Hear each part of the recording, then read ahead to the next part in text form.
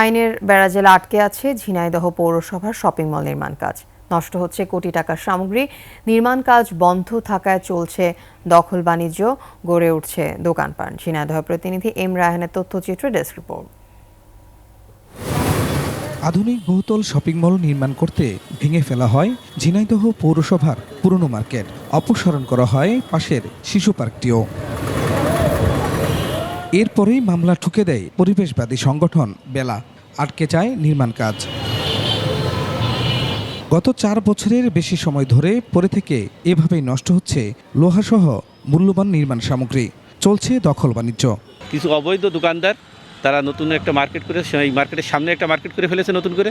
মার্কেটের কেউ ভাড়াও দেয় না, পৌরসভা এই নিয়ন্ত্রিত, কিন্তু পৌরসভাও এখানে কোনো ভূমিকা রাখতে পারছে না। পৌরসভার এই খামখেয়ালির কারণে আরও নাগরিকগণ ক্ষতিগ্রস্ত হচ্ছে, প্লাস অর্থ নষ্ট হয়। সব সংকট কাটিয়ে শপিং মলের নির্মাণ কাজ শেষ করার দাবি ব্যবসায়ী সহ স্থানীয়দের।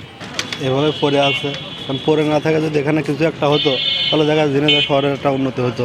সরকারের প্রতি আমাদের আহ্বান যে এই মার্কেটটা যাতে অতি শীঘ্রই চালু করা হোক।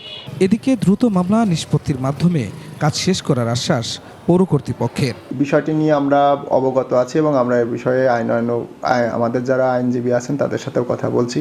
আমরা একটা নিষ্পত্তির একটা উদ্যোগ গ্রহণ করব। ঝিনাইদহ পৌরসভার শপিং মল নির্মাণ কাজে বরাদ্দ ছিল 18,50,00,000 টাকা।